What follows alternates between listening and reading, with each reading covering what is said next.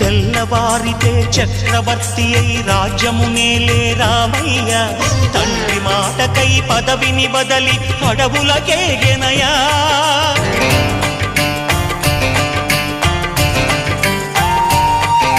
మహిలో జనులను కావగ వచ్చిన మహావిష్ణు అవతారమయ్య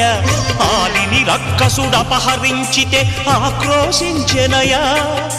అసురుని త్రుంచి అమ్మను తెచ్చి అగ్ని పరీక్ష విధించెనయ సాగలి నిందకు సత్యము చాటగ కులసతినే విడనాడెనయ నా రాముని కష్టం లోకంలో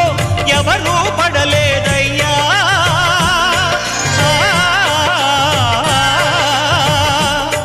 నా రాముని కష్టం లోకంలో ఎవరూ పడలేదయ్యా సత్యం ధర్మం త్యాగంలో అతనికి సరిలేరయ్యా